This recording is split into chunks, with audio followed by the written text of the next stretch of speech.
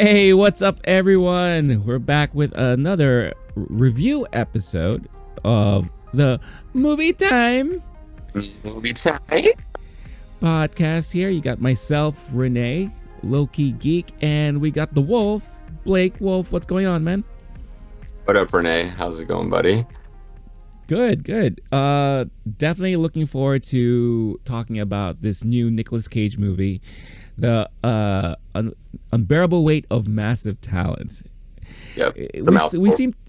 We seem to be getting a lot of movies with extra long titles recently, right? We got Everything Everywhere All at Once, and now Unbearable Weight of Massive Talent. So they're really testing audiences' ADHD for sure, and attention spans there. But yeah, really looking forward to talking about this movie. It's not going to be one of our typical hour-long, deep dive sessions and all that kind of stuff like that. I don't think this movie is needed for any kind of review like that, but we wanted to talk about it because it's definitely an interesting movie, to say the least.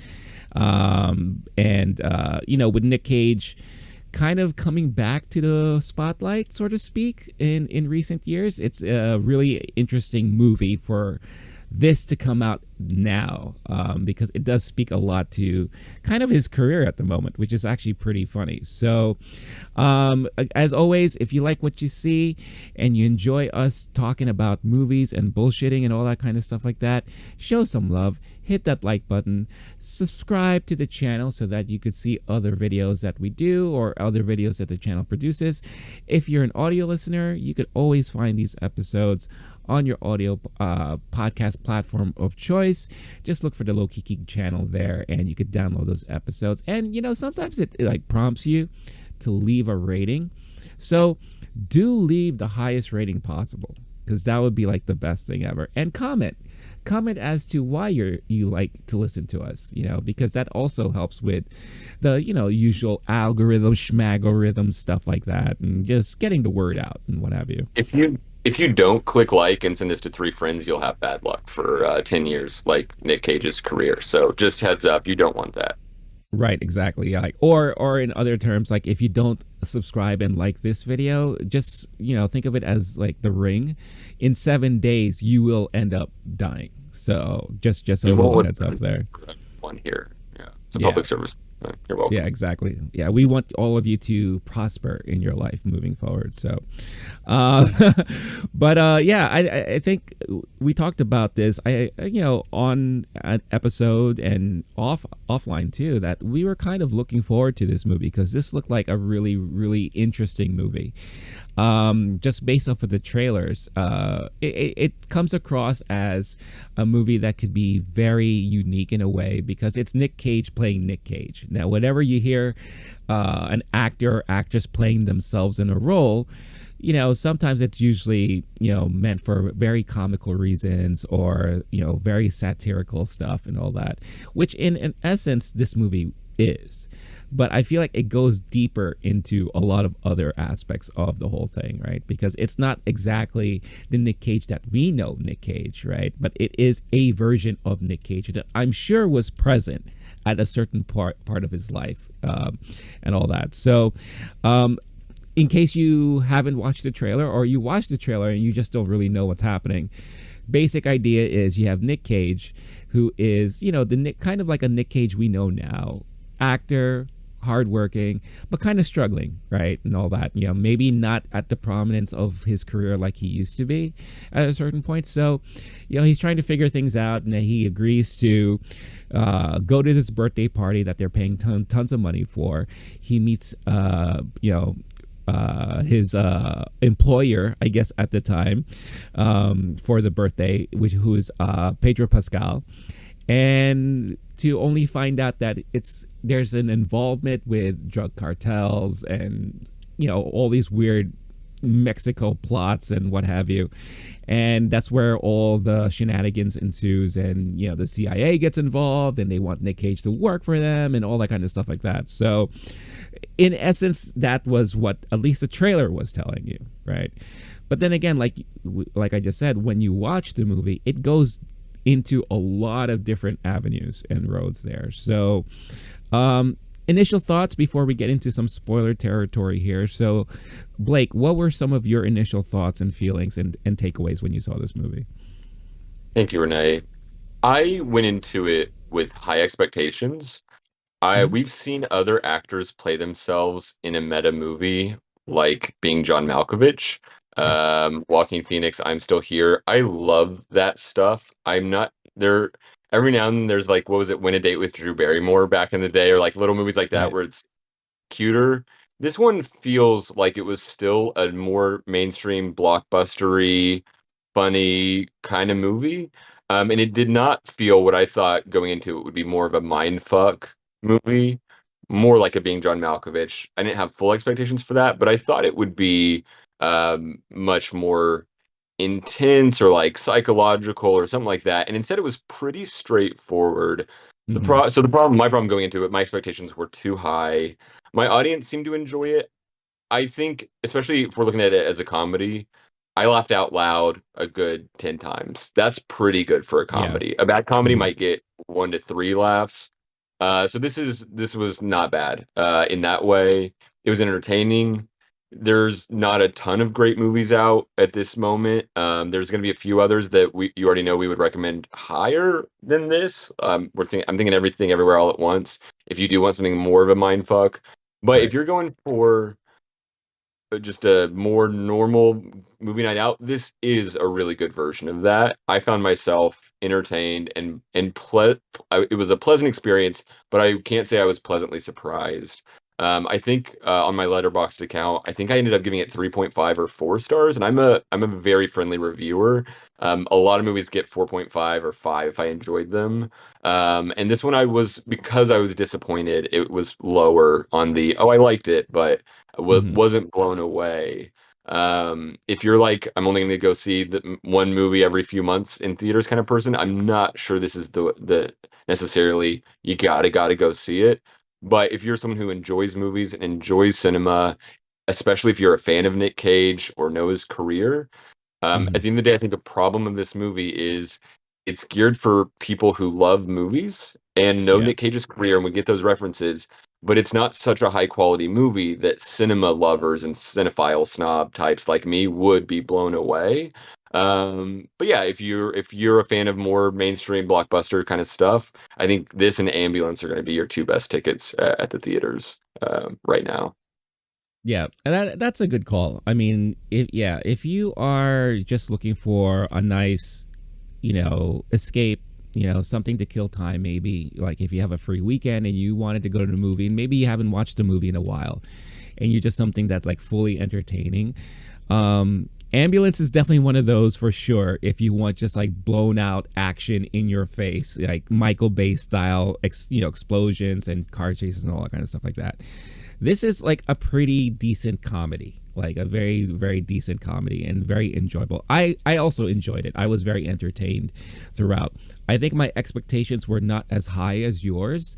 I think if anything, it was more curiosity. Like, where is this movie gonna go? Like, what is this movie trying to do at the end of the day, right? But I do totally agree. This movie is really gonna be enjoyed most by those who really love movies in general. If you, not per se the cinephile, like the movie snob or anything like that, but if you just love watching movies, right? I think you're gonna really enjoy this. And if you do know and you're very familiar with Nicolas Cage's career, at least most of it. You don't have to know the Willy Wonderlands out there. You don't need to know like all the little unique, indie stuff that he's done in recent years. But if you know like the main staples, I think that's something that will carry on your enjoyment throughout the whole film. I'm lucky enough that I am very familiar with most of his library. I only just found out prior to this taping that Blake is not. Like I was actually very shocked that he's never watched Face Off. I was too young for a lot of those. I know I Mhm. wasn't allowed to watch Face Off at whatever age I was when that came out. I remember hearing commercials for it or something like on Letterman, something like that.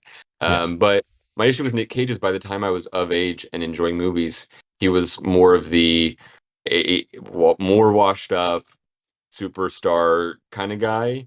And then after that, the rub about Nick Cage was he was more of an SNL parody and the guy who Right. just made too many movies, which they reference in this movie. They Yeah. did a good job of being self-referential and kind of letting you in. That is the part that I think they did best was you're into Nick Cage's career.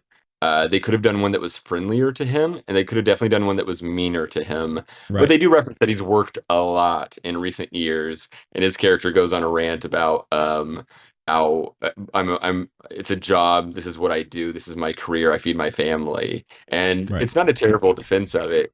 But my since I've been, of age enjoying movies, it's been National Treasure, Nick Cage, Ghost Rider Nick Cage, that stuff, and then it was oh yeah, that weird movie that should have gone straight to TV, except a Right. hundred dads saw it in Nebraska or whatever.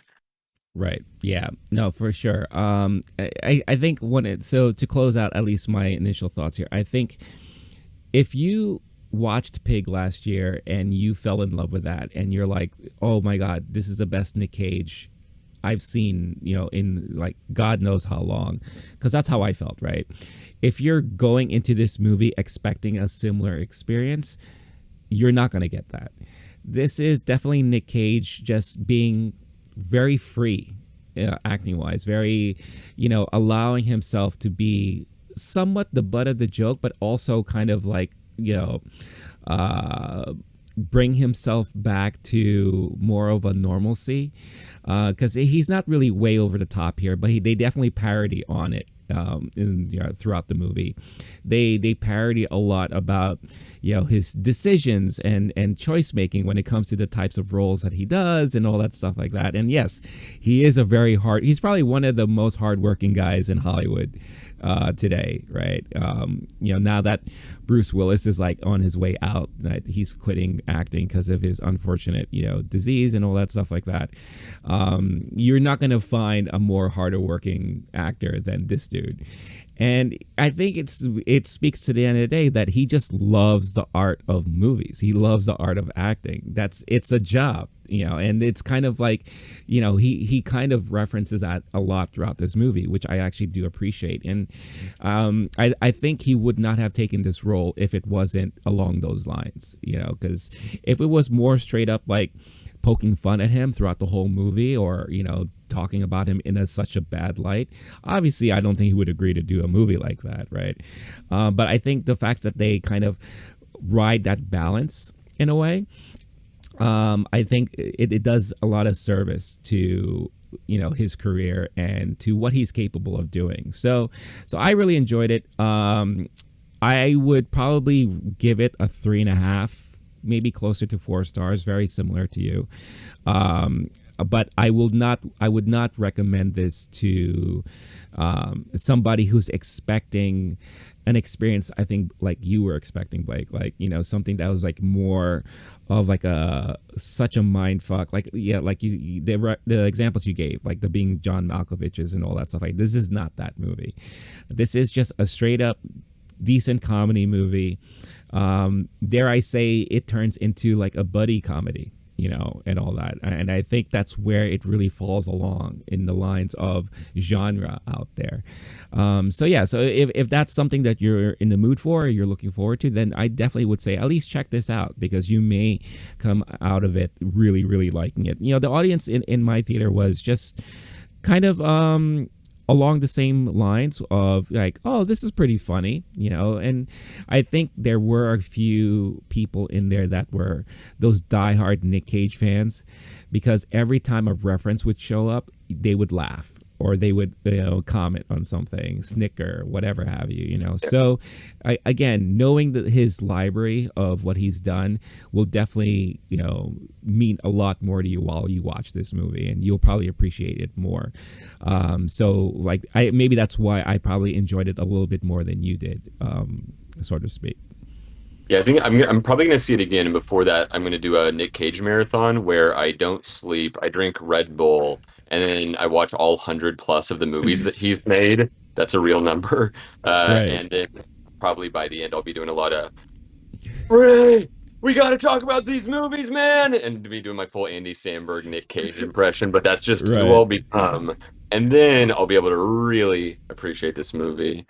The buddy comedy aspect of it, the action, it's got enough comedy, humor, action, buddy. I the tonally it reminds me of a I know there's gonna be better comparisons. It reminds me of a Pineapple Express, Yeah, that's where a good call. there's decent action, not too much. There's good comedy. I that's kind of a tone. Uh, I'm not. It's definitely not as Seth Rogen funny type of humor. It's probably a little more distilled than that. But if that's your idea of a good time, comedy action thing, it's not going to be among the best of that genre, but it's a solid choice of that. So if you like those kind of movies, not a bad pick. Yeah, no, definitely for sure. Yeah. Like I always harken back to like the classics like 48 Hours and stuff like that where you kind of have like two unlikely people ending up being like not best friends, but they get along so well, and then things work out at the end, even though there was a lot of like weirdness in the beginning, or whatever the case is. Oh, there's always that one unwilling person, and then the other one is just like, I want to be your friend, let's do this, and all that kind of stuff like that, right? And there's always this is what actually bothers me on the formula because this one follows it too. The some drama happens and they don't talk about it, and then they're, oh, now I'm on my own in the rain on the highway going away from them, and we had a buddy trip, a road trip thing happening, and then they have to find a way to reconnect and Right, rekindle their friend buddiness, and then they work together to solve the big problem. Every right. time it happens in this one too. It follows the formula. It does a solid job of adhering to the formula. Right. No, for sure. Definitely. So we're going to get into like some spoiler stuff now. So again, like if you don't want to hear anything about the movie, you want to check it out for yourself, see it fresh, and then like formulate your thoughts, bookmark this video, save this audio podcast and come back to it later, listen to what we have to talk about it. And then we want to hear what you think. Obviously, we love engaging with the audience out there, and we want to know like, what did you think of this movie? What was it that you liked? What was it that you didn't like? Was it different than what you expected? Like kind of like what happened with, I think, with us for sure. Because this movie ends up being something completely different than obviously I thought it was going to be. And I think the trailer kind of portrays it in a different light in certain ways. Not saying that it's a totally bad thing, but I mean, it could throw some people off for sure. And it wasn't deceiving either. Like everything the trailer portrays, it's there, but there's an additional stuff in there that you weren't probably expecting, right? Hey guys, I hope you're enjoying this episode so far, but before we continue, I wanted to quickly talk about Bulletproof Coffee. Bulletproof Coffee is my favorite coffee of choice to start off my mornings with. Why? Because it's clean coffee. What does that mean? Well, one, there are no chemicals in it. Why? Because they go through this multi-step process of making sure that all of their beans are fully clean and free of any chemicals, so that when you get the beans delivered to you, it is the pure beans, the pure coffee, the goodness that you've been wanting, the taste, the flavor, and the nutritional value as well, without worrying about any added chemicals or anything else put into the mix there. It also doesn't have that weird acidic taste that some coffees give you. I don't know how about you, but for me, some coffees kind of give me that weird sensation in my stomach, makes me a little burpy, and it kind of drags me down a little bit instead of really waking me up, which is something that I need from my coffee every day. Bulletproof also offers a lot of keto-friendly snacks and supplements, anything that you need to kind of add to your everyday nutritional needs, add to your diet, and pretty much transforms the way you feel every day. So for a limited time, if you use this code that you see on the screen right now, LOWKEY GEEK, all caps, one word, you can get 15% off your order. So what is it better than that, right? Check out the link in the description of this episode. Use this code, get yourself your discount, and make your mornings a little bit more bulletproof with Bulletproof Coffee. Now, back to the episode. Yeah, so that's your last warning, and here we go. So I think for me, one of the things that really took me by surprise, again, not in a bad way, is the friendship between Nick and Pablo was primarily because all Pablo wanted to do was make a movie. and he wanted Nic Cage to star in it, right? And that was something I was totally not expecting. I thought he was just a super fan, and he wants Nic Cage there to hang out with. Like we hear about these like very wealthy people hiring a famous celebrity to hang out at a birthday party or hang out like at a wedding or something like that. So I thought it was like a kind of a play on that. But the fact that this guy just really wanted to make a movie and wanted Nic Cage's approval, I thought that was really, really fascinating. And it surprises me. But I think that's what led to the buddy duo thing happening that we saw unravel throughout, right? Yeah. Yeah, I didn't know what to expect on that end. That makes sense. I didn't even think about it. It's a movie that they become friends. They're in the swimming pool. It starts off, Nic Cage goes there, low moment of his career, not getting along well with his family, uh, considering retirement at a low point. Uh, just got turned down for a role, and he calls his agent and says, "I'm retiring," and he reads a beautiful Nic Cage ass. Um, I did it for the fans. I love this craft. I would do it again just to be a small part of this long human tradition of acting. And then Neil Patrick Harris's character goes, "Sorry, I was going through a tunnel. What'd you say?" After his passion speech. It's really a Right. retrospective delivered impromptu. That was cute. He's at a low moment. He takes the job. He has to pay. He's owes $600,000 to the hotel he's been living at. I like that joke. Takes the job out of necessity. Kinda gets there. Isn't about it. Then they become friends, unlikely buddies, bonding over their mutual love of film. And you're right. It's mentioned early on shortly after Nic Cage gets to this remote destination, we're introduced to Tiffany Haddish, FBI person, Mhm. and that threw me. I wasn't expecting that. I don't even know why I wasn't expecting it. Wasn't expecting that, and then we meet the Pedro Pascal character. Nic Cage is not about it. He says he's jet lagged. The jet lag couldn't have been that bad. He's like tired, hungover, grumpy, not in the mood, and then. Um, they bond over cinema, and they have the same second favorite movie. Pedro Yeah. Pascal's first favorite movie is Face Off. That's one of the more unbelievable things is that the daughter of, I think, was it Chile, the government where there's an election, and the daughter of that person who's we find out is kidnapped, which I guess is how the movie starts. Right. They're kidnapped. They could have done, I think, a better job of the stakes early on. We just had the random, oh no, what was that about? Mhm. Um, and find out later, kidnapped, being held hostage for ransom. But the idea that that young woman and Pedro Pascal's character would be huge Nic Cage fans, maybe I just haven't met these people. Maybe they're around. I'm sure some people love Nic Cage.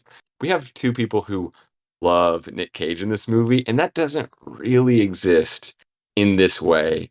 I feel like, and I could be wrong, maybe you can speak better to it. But even back in the day, he was always just like unhinged and weird and corny and like an unlikely superstar because he's just so bizarre. Someone was recently talking in an interview about good actors being interesting people and how like you would want to watch Al Pacino make a sandwich and just the way he does it is just he's just different than other humans. And Denzel doing Denzel things, walking down the street is going to be more entertaining than anyone else walking down the street. Nic Cage is like that plus substances, uh, and I don't even want to know what's in his system. He seems to be aging. He's well preserved at this point. We'll put it that way. But was he ever a serious actor, or was he always kind of more of a bizarre fixture in that world? Do you know? I don't have a gauge for Yeah. that. So one, you're wrong. There are tons of people who love Nicolas Cage and who are like diehard fans. I've met him. I want Yeah, to get lunch yeah. with him and be like, "What's the deal here? I, Why do you?"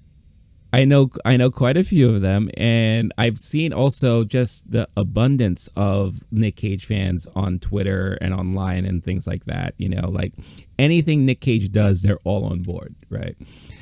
So there are No people like way. that for sure. I'm sorry. He's done some dramatic stuff. in the I for the first time, I know that this is a blind spot in my past. I watched Moonstruck for the first time a week or two Mm. ago. He's really bad. He's an objectively bad, ridiculous, over the top actor in that, and that's like I don't know if it's a breakout, but that's one where like, Mm. oh wow, this guy, he's got it's not that he has charisma, he is charisma.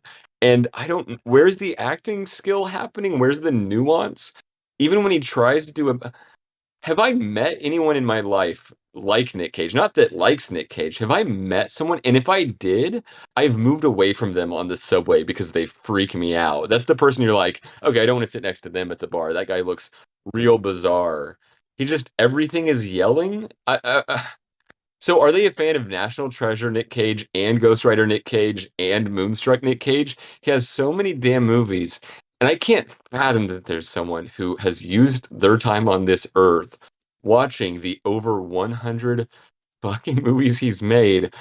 I'm gonna go hot take now, but I genuinely mean this.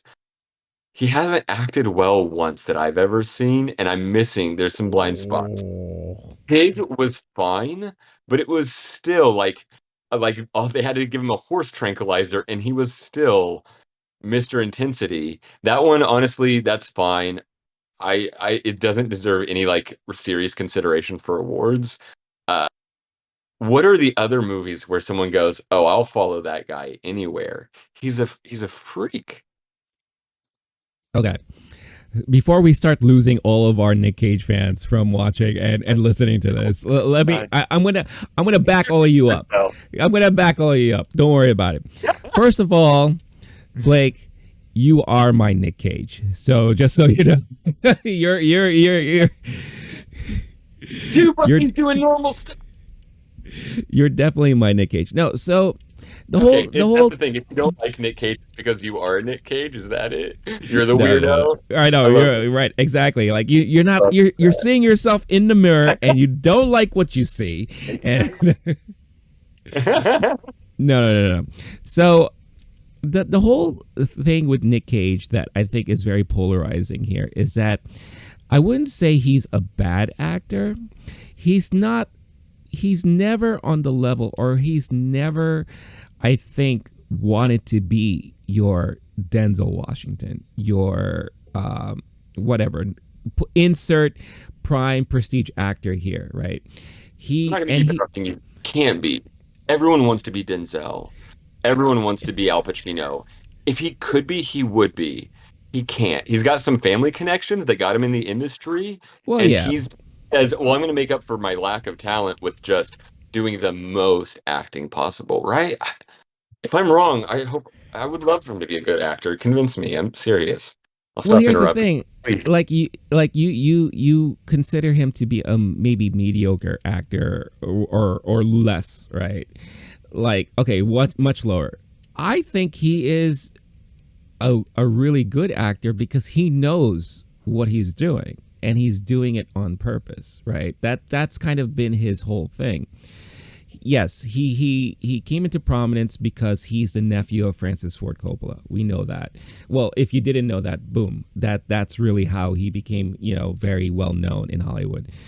But then he's done movies that really put him in the forefront, like Raising Arizona, where he played this like batshit crazy, it was like a heist road trip type movie and everything like that. And the reason why people loved him is because he was nuts. He was like the nutty, drugged out, whatever the case is, right? And then you fast forward and then you see him in a movie like Leaving Las Vegas. Very down on his luck, just came out of a major breakup, divorce, going on a huge month-long alcoholic binge, and he just wants to die, right? And then I think that's where you get a lot of his dramatic talents there, because anyone who's watched that movie can really feel for a guy like that and like see the destruction and the deterioration and all that stuff like that. Then you fast forward again, and then you get Face Off type Nic Cage, the over the top, perfect Michael Bay / insert action movie director here, like villain or hero or whatever the case is, because he did the movies like Con Air, like I said, Face Off. I think he was in The Rock too, right? He did The Rock. Yeah, So National it Treasure. was. This is like right after that moment, maybe. I'm not trying to interrupt. Yeah, National Treasure is way Or, after all this. Way after okay. this. Yeah. So you have your 80s Nick Cage, which was he was doing a little bit of everything. He was trying to do some of the romantic stuff. He was trying to do some of the drama. But he was doing a lot of like the 80s type of, kind of, whatever, over the top stuff. 90s Nick Cage is prime Nick Cage, right? That's really where you get your Rocks, your Con Airs, you're gone, you're getting Gone in 60 Seconds in 2000. But then you have Leaving Las Vegas. Then it brings it back to the drama stuff, right? So that's like I would Man, say that Weatherman. There's something like that. There's a few of those he did for a like the minute where he's yeah, like like the the Lord, yeah, like the Family Man comes like a little bit Lord of. after, I think, like that. Okay. So you get like that's definitely for me prime Nick Cage was all 90s Nick Cage like that, and then you go into the 2000s and then you start getting the Nick Cage that you don't know exactly what he's trying to do. Like I think that's where he gets very experimental, and he tries out different things, different genres. He tries horror, and then that's kind of like I think where he fell into like the whole horror thing. You do, however, get a movie like Adaptation, where Yeah. which is again another movie that got a lot of attention. He did a really great job in that movie, right? But then after that you get stuff like Matchstick Man, and so he's like he becomes the working actor. He becomes like, what, I'm gonna like throw the spaghetti noodle on the wall and see what sticks, right? And most of the time it's a miss, right? And especially once you get into later 2000s when he starts doing Ghost Rider and all this stuff like that. The National Treasure stuff, I think like the first one was great, and then it kind of like teetered off of that, right? And then ever since then Nick Cage has been like that indie, whether it's horror or just unique batshit crazy type of movie, art film, should be straight to VOD type of stuff like that. And then we get like Pig, and then now this, right? So because of his type of roller coaster type of career, I think that's what makes him very appealing to a lot of people, because here's a guy that will just throw himself into any genre, right? And Right. just give it, and he never phones it in. That's the best part. Like he gives 110% every freaking time, and he doesn't give a shit. Like one of the coolest things that he did too was like Kick-Ass, like playing that like again nutty, supposed to be do-gooder, right? But he's just like off the rails in that movie, and again he plays on the strengths that he has, and he does crazy good. That's the thing. He is the crazy guy. He is the unhinged, unpredictable. You don't know what to expect to come from this dude, right? And he does that extremely well. And I think that's why there's a huge appeal for him, his style of acting, and for a lot of his movies for a lot of people. I'm gonna uh, say he gives me vibes of Chris Walken, where he's such a character, yet has is in the forefront of a lot of movies. Hmm. And I'm not sure because I'm also with my where I'm at with my awareness of movies. I'm gonna go ahead and go hot take double down. Chris Walken's not a good actor. I'm not gonna like give this much nuance. Chris Walken kind of sucks. He's just being a weirdo, and that's who he is. And you're saying that Nick Cage is good at acting crazy? I don't know how much acting is really happening. If you're saying he is a vehicle, a vessel for charisma and intensity and bizarre hand gestures, voice intonations. The Andy Samberg parody of him is so close to the real him. It's humorous where he'll just randomly start to yell some of his words, and you're like, why? No human's ever done that I've seen, unless they're fully unhinged. And every character that I've seen him play is having the worst day of his life or the best day of his life, and he's so back and forth on that. If Nick Cage in his normal day-to-day life is just some chill, normal, nothing weird about him type of dude. He's the greatest actor of all time, and he's just been method Nick Caging forever, and there's something brilliant happening there. I cannot take him seriously as an actor, Mm, and it's not like there's some people where Pacino starts off more smarter, nuanced method, weird acting, or like playing weirdos well, and then over time kind of becomes a parody of himself. Nic Cage was always this this dude. I'm glad you mentioned adaptation. It's actually a crime. I had it on my list. It's a crime it took us this long to mention adaptation. As a cinephile dude, that one, and I know I need to see Raising Arizona. That's one of my few. I think it's Coen Brothers. That's mm, one of my few weak spots of theirs. That blind spots that I need to see. Adaptation I see in college as I'm becoming a cinephile and loving the movies of Charlie Kaufman. That one is brilliant, well done. And it's another movie where he's playing like is playing two characters. Essentially, it's done differently. yeah, I definitely want to mention that here.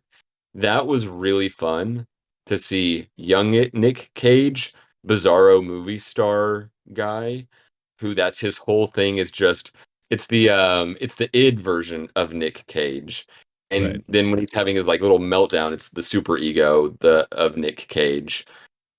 But that is fun, and I'm not trying to take away. Dude deserves his money. Dude deserves superstar status. He is entertaining as hell. I would love to see him do serious things in a silly way. Like, you know who I'm going to compare it to also? Chris Tucker. When have we not seen Chris Tucker do a yelly performance? And I'm going to say it right now, hot take triple down. Chris Tucker is equally as good of an actor as Nic Cage, but Nic Cage has had a lot more opportunities in Hollywood and had a longer career and has done a lot of just weird, bizarre, sad, dumb kind of roles later in his career. But there's a while he could kind of do whatever he wanted, and he very rarely is doing like brilliant acting work that I think could even be considered like it's almost like he's doing a different thing than Daniel Day-Lewis, Robert De Niro, Al Pacino, Denzel Washington, like any of these folks. He's in a whole I know Hollywood needs the weirdo. There's another version of his career where he plays a Bond villain one time, and people go, "Oh, that guy can't be taken seriously as an actor." This movie has fun with that, and I'm happy to like get off my Nic Cage hate wagon, but this movie has fun with that, and I did appreciate that of this movie. It did a decent job of doing fan service and also hater service, where I'm getting to laugh at this position that I'm taking right now. Mm, I'm still not convinced that he's actually a good actor. I'm convinced he is a good performer and he deserves his place in Hollywood and give him his star on the Walk of Fame. Sure. I'm not trying to say this dude, should never have been given any parts. I love it. I think it's entertaining. mm. I but he's a bad actor. I'm I stand by that. Chris That's Walken, fine. Chris Tucker, Nic Cage, they need their own little spin-off weird world. Um, that did make this movie more fun though, and that's part of what I really did enjoy about this movie. This Yeah. conversation is actually making me enjoy this movie more as the Nic Cage career retrospective, Mm. because he's one of the more divisive dudes of what the fuck is this dude? What is he doing with his career? And this movie helps answer that question.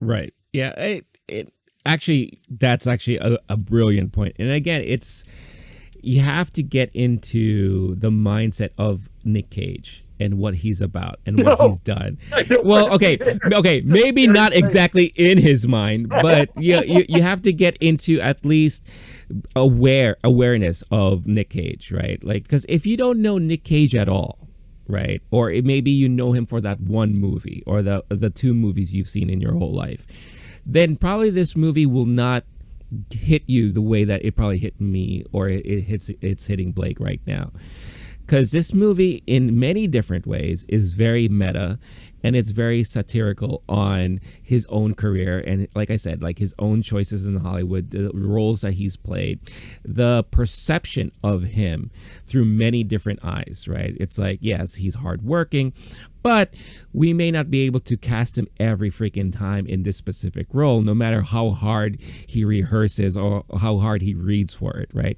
There's a great scene in the beginning of the movie where the director was already keen into like possibly hiring this dude, but then Nic Cage kind of basically ruins it by doing a full read for him in this, like, in the most Nic Cage way possible, right? And that's more than likely what made him lose that role, right? But that's one of the things, is like, he tries really hard. And what I will say is, like, you may not want to call him an actor. He is definitely a very good performer, but you come across a lot of different, I want to use the word thespians, because they're all different types, right? Like, you'll always come across that Broadway thespian who speaks in a certain way, or they know how to kind of put it on, right? And they're always on every time, right? Yeah, you know, people like that. Nic Cage is a thespian in that aspect, right? Like, if you've watched interviews of him, like, he's actually very smart, and he knows a lot about movies and Hollywood. But sometimes when he talks, he can go into many different directions and confuse the shit out of you, right? And you'll just be like, where is this coming from? But at the end of the day, when you kind of like weed through it all, he knows exactly what he's talking about. It's just he has his own way of speaking and more his own way of putting it out there. And I think this movie definitely does highlight a lot of that stuff, which makes it really, really smart. And I think that's why, again, it makes it enjoyable for those people who are very aware of how Nic Cage can be and all that. But let's reel it back to the movie itself. But I mean, this was definitely a good conversation to have, because again, it kind of goes into all the different nuances about Nic Cage itself. But some of the things that the movie, I think, did really well was, one, again, highlight everything we just talked about, right? I did really enjoy the unraveling of the friendship that he developed with Pedro and all that. I loved how I guess the main twist here was Pedro was just not the main leader of this, like, cartel or whatever the case is. It ended up being his very annoying cousin, who ended up being like your very typical Hollywood blockbuster villain in many different ways. In a way, he was almost playing a Nic Cage villain, because he was very over the top and very kind of like batshit crazy, right? So it was kind of funny how that kind of played out.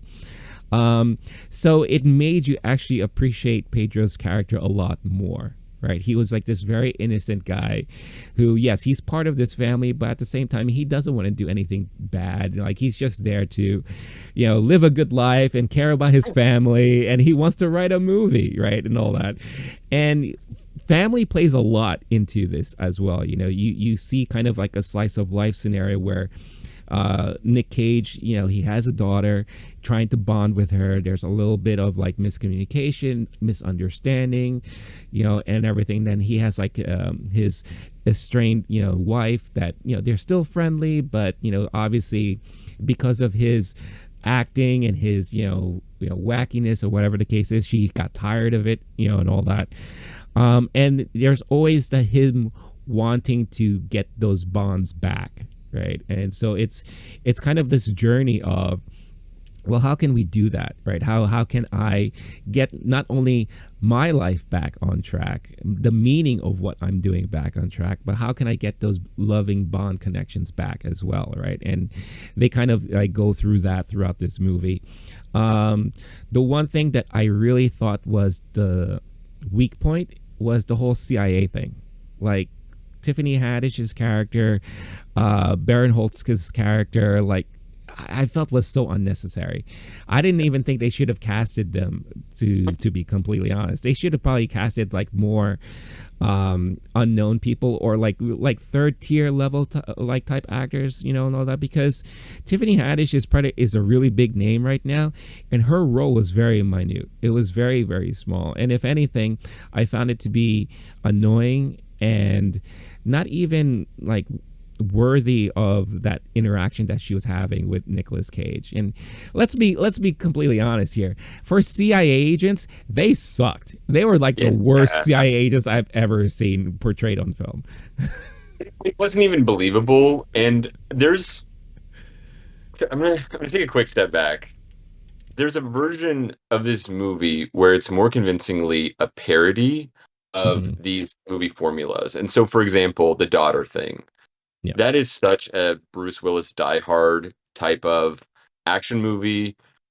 As soon as we see he's having issues with the daughter and then he has to go solve a problem, we know that by the end he'll find himself as becoming a good man who wants to love his daughter, and at the end they'll get together. It's the Right. Aaron Sorkin talks about that, and it's like a trope in his movies that anytime you want to give some drama to a movie, throw a daughter in there, and then now suddenly all men and women in the theater like into it and Right. rooting for that. There's a version of this movie where it's making fun of these types of movies, and that's I think more what I expected going into it is something like that. And there's also a version where I love one of my favorite all-time movies is Joaquin Phoenix I'm Still Here, which is the fake documentary, and he has it's it's so bizarre we can't get into like trying to figure out what the deal is with that movie, but there's a possibility of this movie where Nic Cage's agent plays his agent, or they have an unknown playing his agent, and Right. an unknown playing his wife or his wife. The daughter is actually the daughter of Michael Sheen and Kate Beckinsale, which is a fun thing that we learned after the fact. Um, which makes it gives it a little bit more of that meta thing going on of the daughter of an actor is playing the daughter of the actor. I think there's a version where it is a very smart meta commentary parodying the standard Nic Cage blockbuster. And if they were trying to do that, I don't think it was successful because they didn't wink at us and say, this is what we're doing. Hmm. I There's times where the score is traditional, normal blockbuster. Something suspicious is happening and it's doing the little dun dun dun dun kind of xylophone stuff, Right. and the strings, and it's all pretty schlocky, hokey, corny stuff. The editing, nothing too fun going on there. The explosions are a little silly, and maybe the director was trying to do that with this movie. If so, it Hmm. would have been a smarter movie. I wouldn't be surprised. I want to look into it now. If there's interviews where they're saying, "Oh, this was a parody of that," but it also feels like they didn't. If it was, they weren't letting us in on it, and I ended up thinking, "Oh, this is normal Hollywood schlock and Hmm. not some brilliant commentary." But back to Ike Barinholtz and Tiffany Haddish, I love them. I enjoy not in this movie. I enjoy their Oh, careers. okay. Yes, yes, yeah. I Hmm. didn't enjoy their characters. I liked how they portrayed it. I just enjoy watching them do that stuff. And Tiffany Haddish has also had a weird career where there's a moment it looked like she's going to be a number one blockbuster Melissa McCarthy type of career. She's had a Hmm. lot of these more background roles. And I'm thinking of even last year it was Card Counter where she's just kind of playing someone who shows up sometimes. But she's had a lot of those, which actually surprises me because there was a moment it looked like this might be the biggest box office draw person for the next 10 plus years. And Hmm. instead, she has a lot of those more backseat type roles. Um, I think she and Ike Barinholtz did a fine job. It wasn't believable. I don't think it was supposed to be believable. Big spoiler, they die. Uh, and they should have died a lot sooner because it Yes. wasn't they were bad at their jobs. It was so over the top and ridiculous, which is what makes me think they're trying to do a bad Hollywood movie, but I don't think they actually were. Um, Anyone who's looking for something believable is not going to enjoy that plot line, and if you need that, I usually go into movies pretty open-hearted, saying like, yeah, I don't care if it's believable or not. Hmm. It doesn't all need to add up to like, oh, this felt real. It's a fucking movie, especially Yeah. this one. This is a very movie. Um, what I do like, what they did, where they do get meta with it, is kind of like the Nick Cage conversation we're happening. They're having that conversation in this movie. Pedro Pascal is talking about his favorite Nick Cage movies, his favorite movies, what they love about movies. It does do a pretty good job of that, and it gets to make a case for the not elitist movie of we want movies to be entertaining and fun and a good time.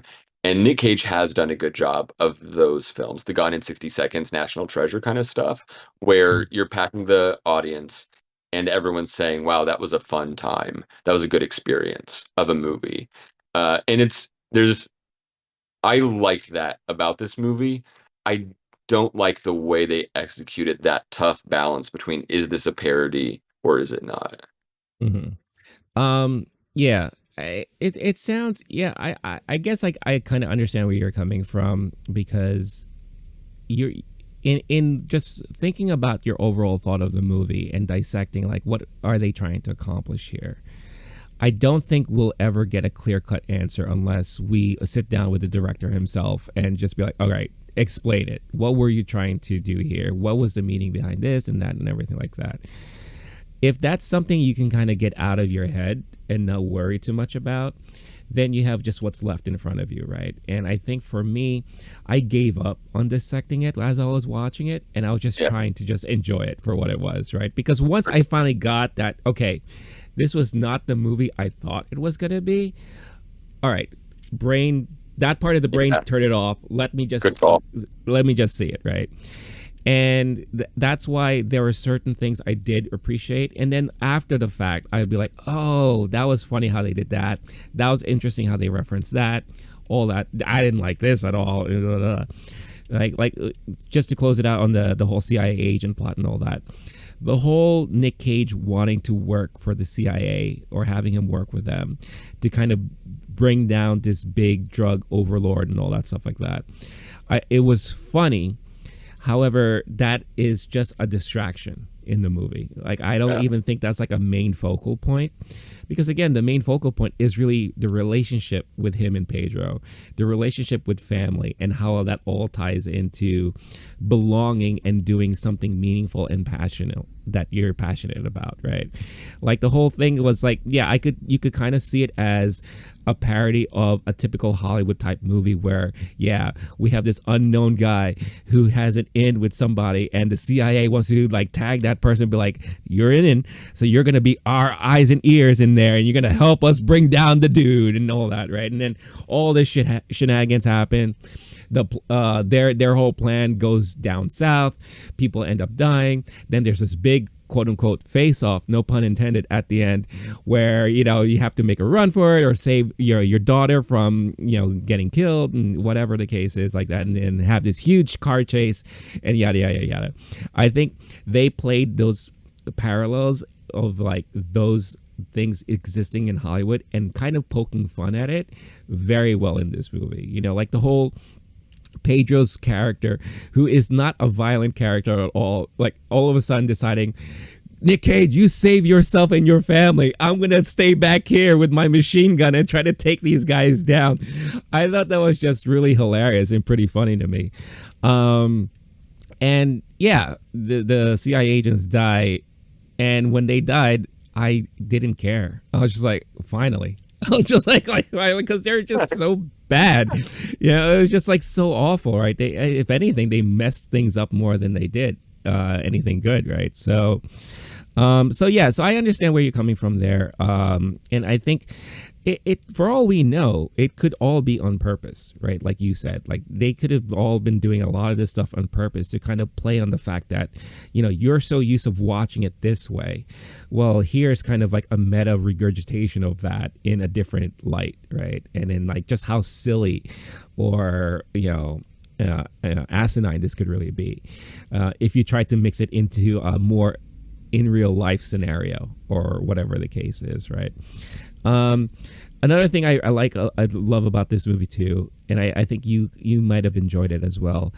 I really loved the drug scene that him and Pedro went through, the whole LSD. So there was this moment in the movie where they take LSD to kind of like open up their creative juices, make it flow. And that was probably the funniest part of this whole movie, where you have now Nic Cage and Pedro all high on LSD, and they're just like batshit out of their minds. They are super paranoid. They think people are watching them.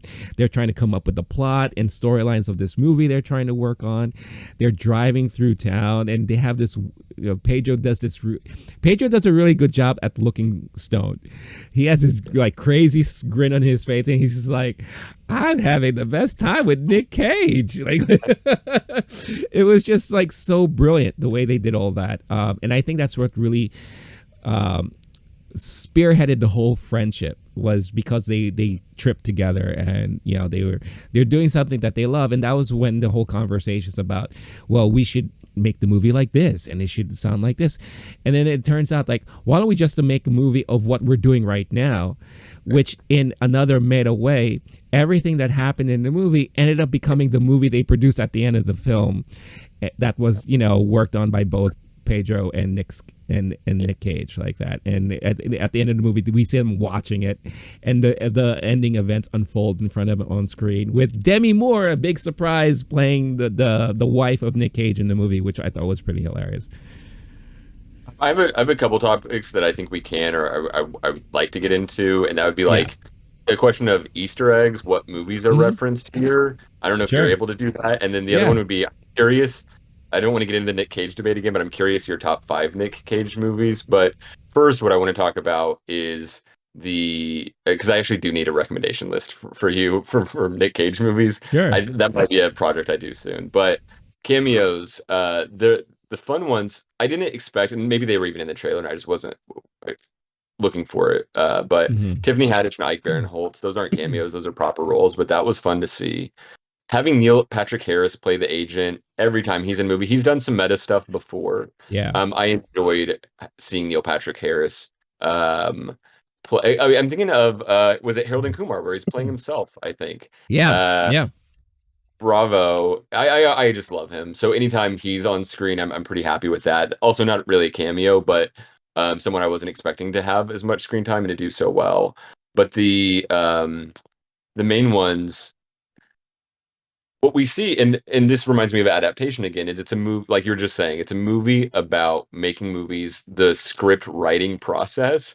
It's not Hmm. as deep into it as adaptation is, but that is the driving force of the movie. Because at some point they're saying, oh, we have to have some plot momentum thing change happen. And then that's when the FBI says, hey, we need you to stick around for a few more days. And he goes, well, I know what to do. Hey, buddy, let's work on a movie together.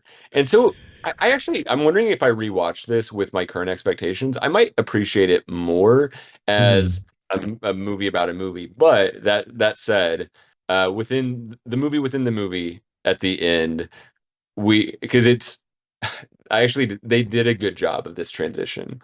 Hmm. It's Nick Cage is entering the difficult part of the final challenge against the big baddie.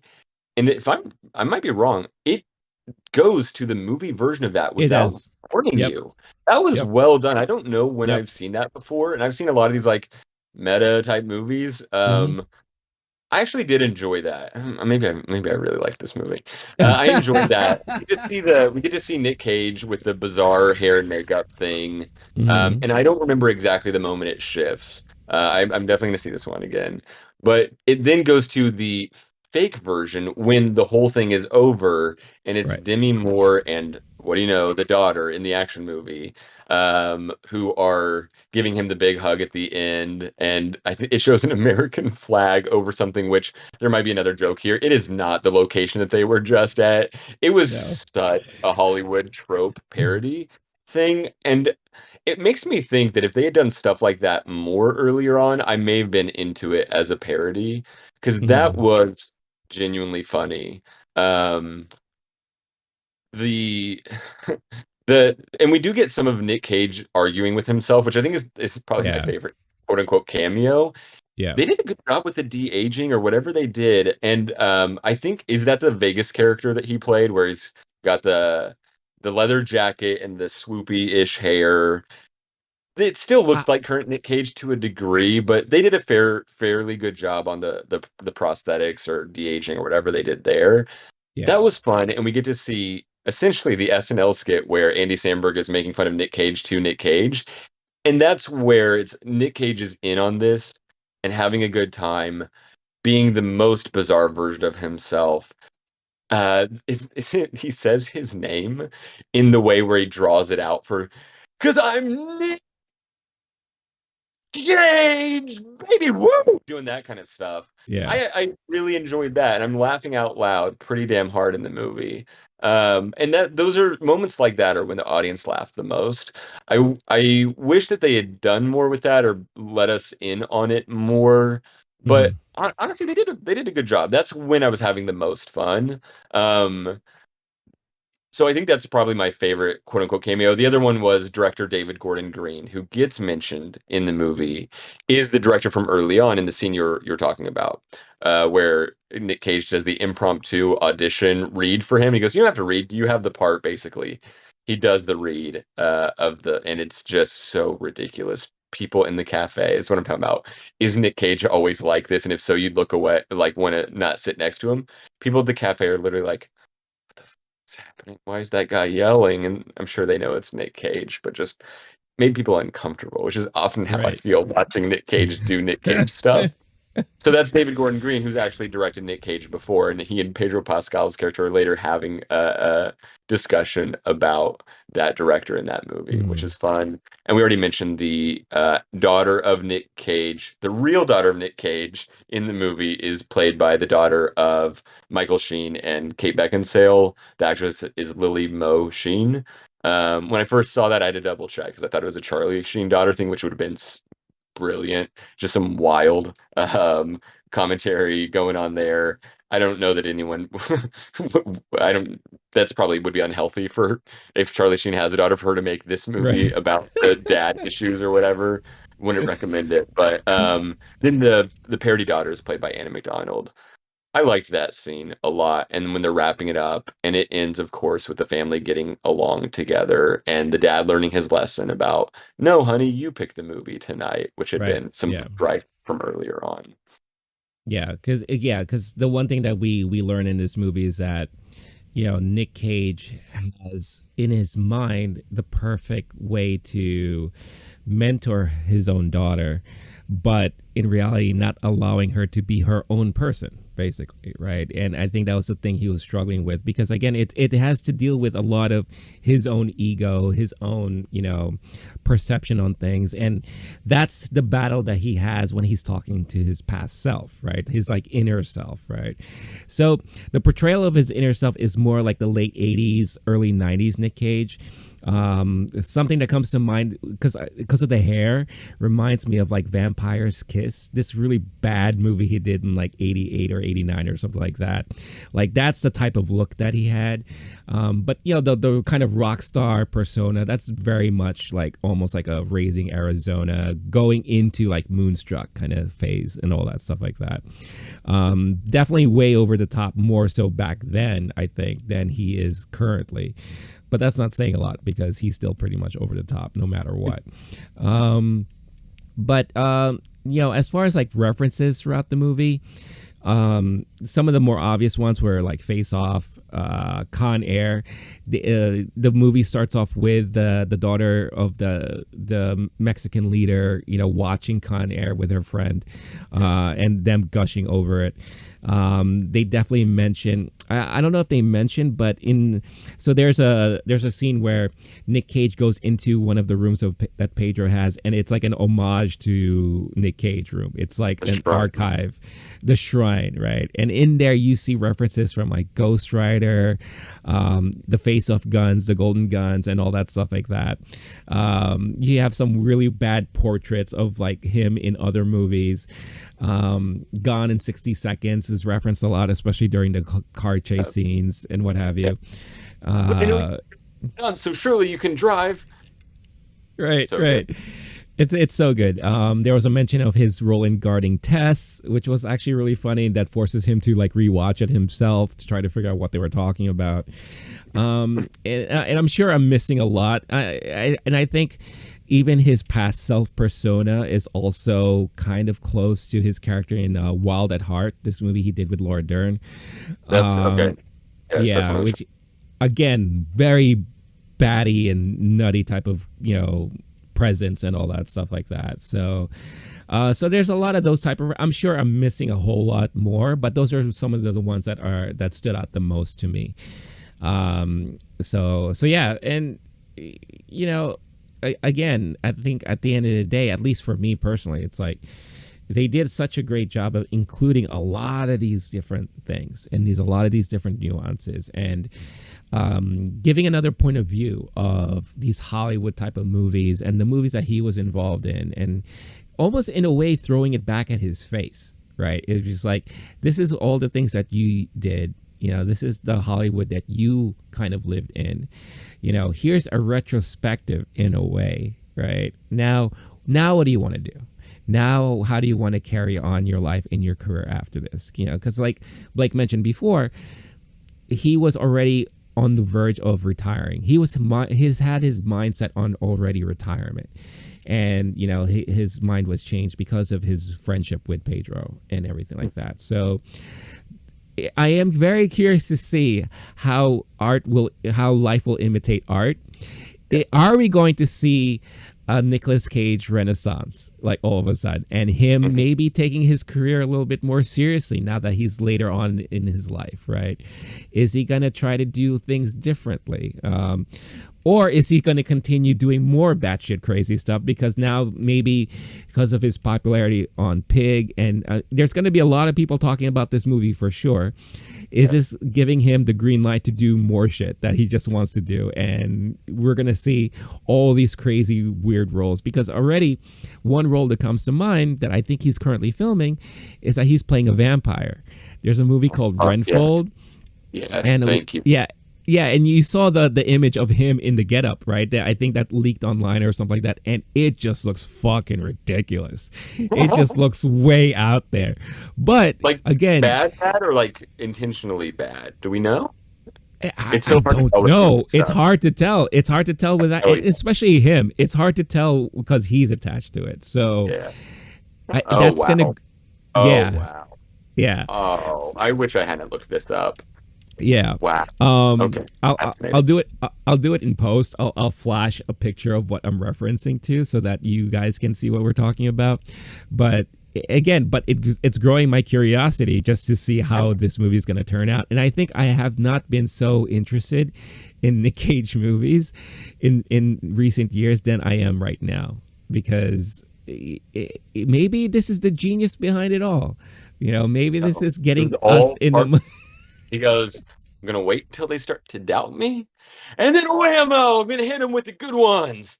He rope-a-doped us with his career, and now that the expectations were low. I looked at the director for the vampire movie. The guy made the Lego Batman movie. He edited the Lego movie, and he directed the Tomorrow War. These are the three, and then the vampire movie. 4-1. Tomorrow War was the Chris Pratt one, which, to my understanding, no one took seriously, and it was just schlockier than schlock.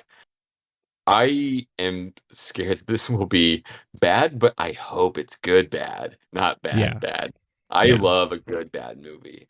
I know that I come across, like, I talk like a cinephile sometimes. Like, one of my favorite movie experiences is Geostorm, and it was so fucking bad, and I laughed and I enjoyed it. It was like, yeah, and we talked recently, Moonfall.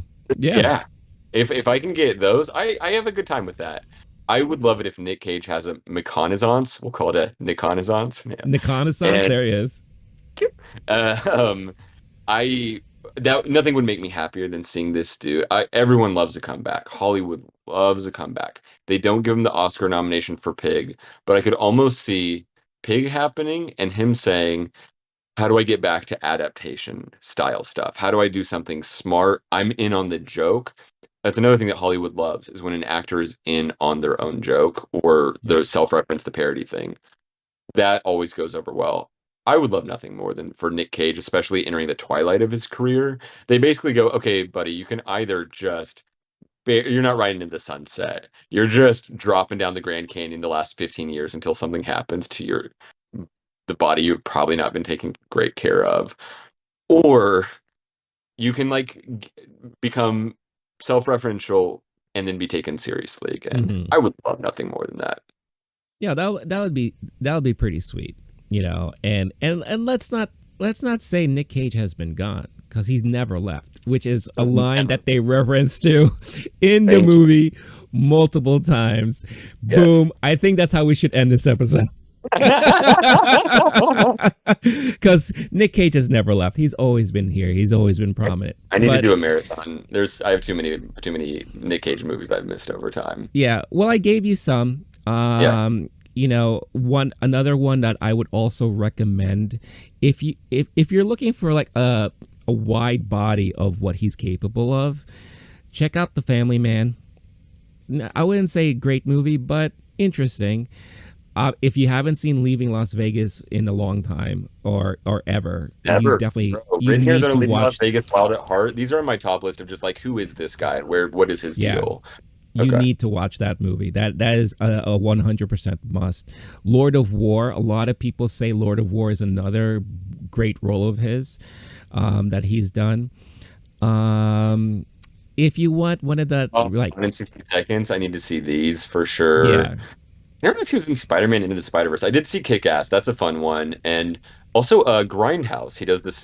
It's not self-referential, but he's like kind of a caricature. yeah, It's fun when they do that with yeah, like was it Tom Cruise in Tropic Thunder kind of thing. That's yep. always fun when someone goes full ridiculous. Mm-hmm. No, for sure. And some other ones I would probably throw in there if you want like a rom-comish kind of feel good whatever. City of Angels is another Oh, one that he did.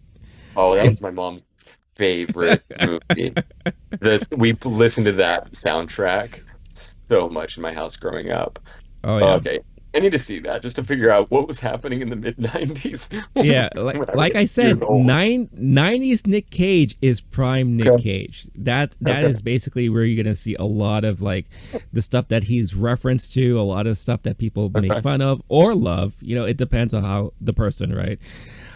So yeah, definitely check those movies out. There was one other one I'm actually looking it up right now that I actually really appreciate, I liked Matchstick and when it came out. I remember that that was one actually. interesting. That was a Yeah, fun, smart, kind of clever actiony movie. yeah. Mission Kick Ass. Oh, here it is. He's not a leading. I wouldn't consider him leading in this, but he does definitely play a good part. Peggy Sue Got Married from Oh, 1986. Yeah, okay. classic movie. Again, one of those like brilliant 80s movies out there, and Nick Cage actually plays a very great role in that movie.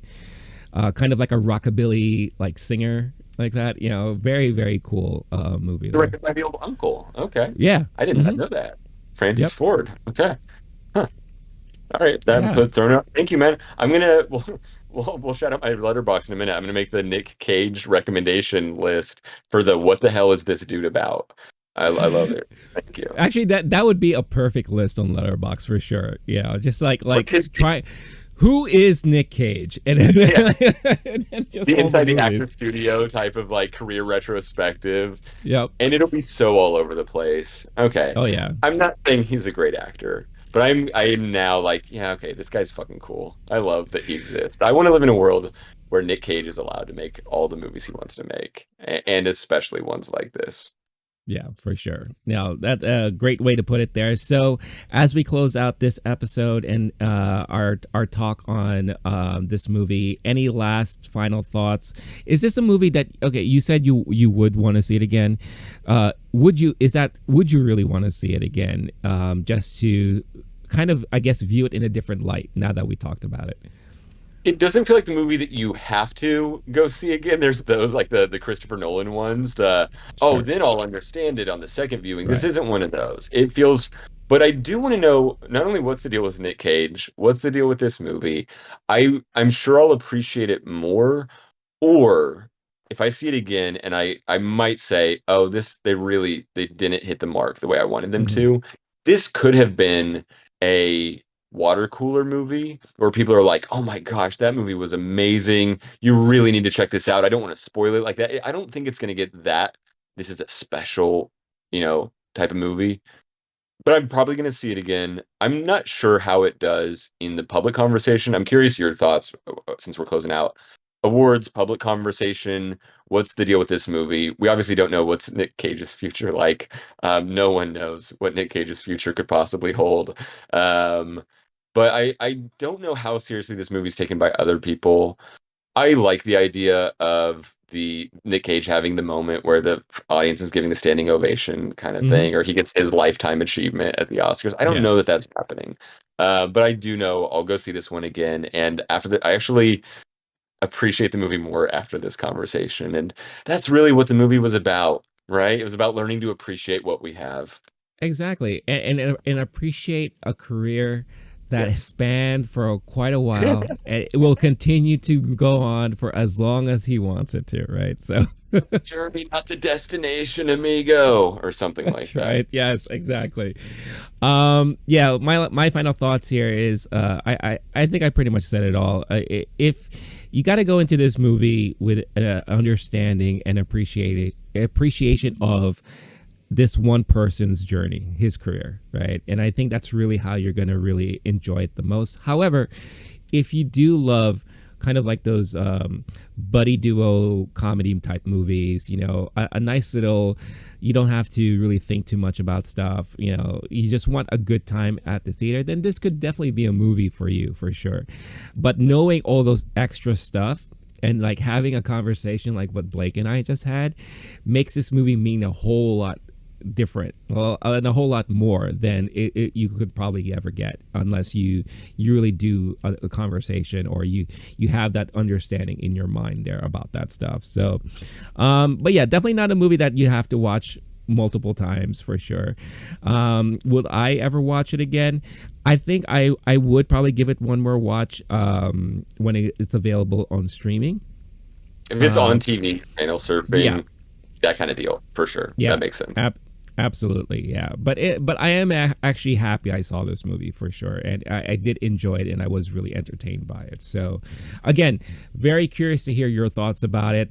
Please let us know if you agreed or disagreed with anything that we covered here. Just your own general thoughts and takes on the movies. When we did our Everything and Everything All at Once, we're getting comments of things we've missed. Some things that hit people differently than it hit us. If there's something like the soundtrack, or maybe we didn't talk much about the cinematography because we didn't think there was much to talk about. But if there was something maybe we possibly missed that you kind of caught, let us know in the comments and let's have a discussion about it, because that's always a lot of fun there. So, Renee, I'm gonna yep, look at the camera. I have a message. sure. This Nic Cage fans, please comment. I need to hear from you. What's your deal? Why do you love him? When did you fall in love with him? And do you take him seriously as an actor, as a performer? What are you like? And then, if you are mad about the things I said, you can come fight me anytime you want. I'll be walking around the streets of New York City yelling at myself like Nic Cage character. So please, I'm begging you to fight me, or at least sound off in the comments, because I am, and give me your recommendations for, here's the Nic Cage movie that will change my mind. I would love that. I love it when someone blows my mind or expectations are exceeded, whatever. Watching Moonstruck last week was a highlight where I was like, what is this movie? This is so weird. But like, that movie doesn't get made today, and no one has ever. I'm missing my hand because of my brother. Like, why? Do you love that? Please let me know. Lord, teach me something. I would love that. I don't know. Again, I don't know what he's talking about. That's brilliant stuff right there. That again, the art and the embodiment of a true thespian. That is a thespian in front of your eyes right there. So Come with at me, that being please. yeah, Let me know. with that with that being said, that's the end of this episode. Thank you again for watching. Thank you again for listening. Again, leave your comments. Let us know your thoughts. And again, if you're new and you made it this far, congratulations. Who thought that we would have lasted over an hour talking about this Nicolas Cage movie? But you know what? You never know. Sometimes conversations lead that way, right? And it was a good conversation about Nic Cage in general. If anything, if there's a takeaway here, if you are like Blake and you want to try to understand more about Nic Cage, this was probably a good conversation to get a more understanding about who this actor is, especially if you're not very familiar with his past work and all that. So before we sign off there, Blake, where can people find you and come at you? I'm glad we had this long conversation. To quote Pig, we don't get a lot of things to really care about. I am on Letterboxd, where you'll see me caring a lot about movies. The screen name Blake, Blake, Wolf, WOLFSSN. You'll see me the rating I gave this movie, and then you'll see it probably jump up soon. Now that we've had this conversation, we might be talking 4 or 4.5 stars. I'm not sure. We'll see. And then you'll get to find a list of Nic Cage recommendations, and you'll get to see me as I go through this journey and log the Nic Cage movies. Please follow me so don't feel quite as alone in this bizarro future that I'm heading towards. I don't know what you're talking about. I think you are in for such a treat, and it's going to be a mind-blowing revelation to you on the career that has been Nic Cage so far. So, yeah, definitely follow Blake there. Again, we're trying to get him to 20 followers there on Letterboxd. So hopefully, you will appreciate it that much that you want to follow him. And are you allowed to comment on Letterboxd? Like, it's a little more complicated. There's not like DMing like that, but you can when you review a movie, you can add it to your comments and then follow the person. Yeah. So again, if you watch this movie, like comment right there. You have a comment for here, 100%. Yeah. Please. Yeah, for sure. As for myself and the channel, obviously all the proper handles are on screen. Lowkey Geek there, YouTube, Twitter, Instagram, what have you. Again, if you are looking for an audio version or you would like to start listening in audio format, podcast platform of choice, platform of choice. Just look for the Lowkey Geek channel there, and you can find this episode and many more to download and enjoy and listen to. So, I'm Rene. This is Blake. This has been Movie Time. Thank you for watching. Stay cool, stay classy, stay safe, and we'll catch you next time. All right. Peace out, everybody.